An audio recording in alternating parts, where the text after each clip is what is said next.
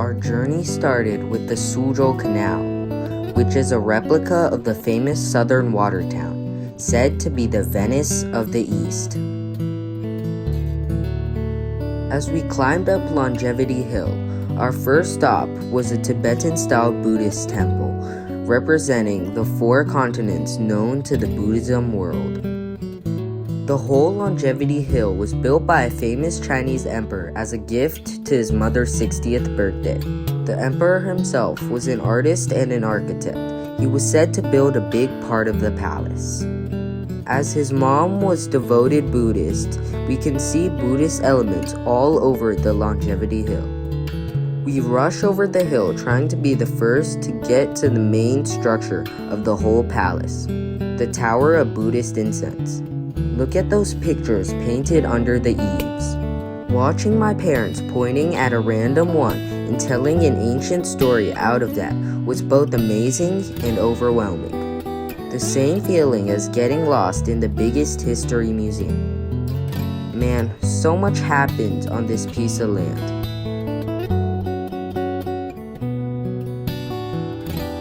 Finally, here came the steepest ascents.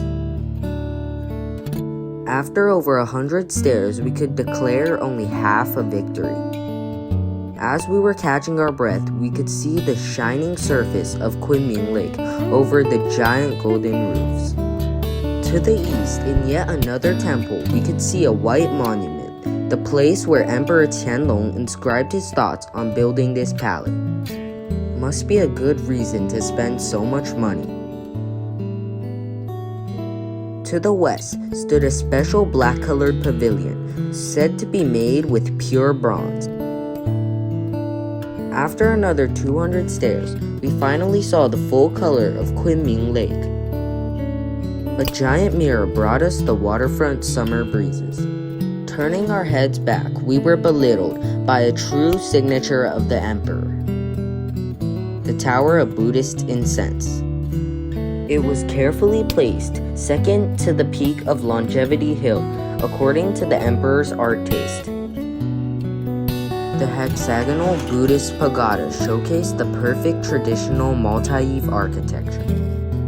Giant beams radiated outside like rays of the sun, decorated by ethereal blue patterns and golden dragons.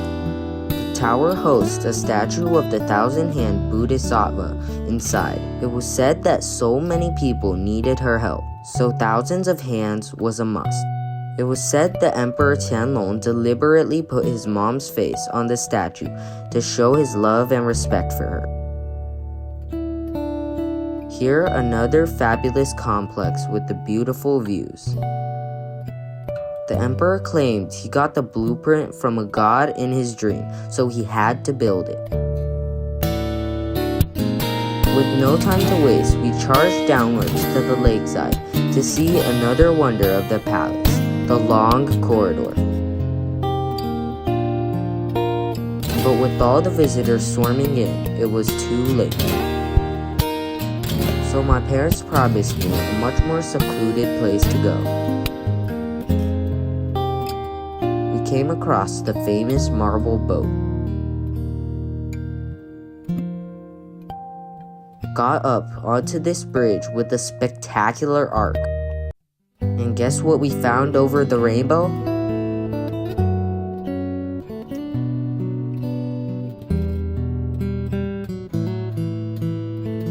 A perfect view of what we had visited, the Longevity Hill and Kunming Lake. We are now standing what the Emperor Qianlong named Western Banks.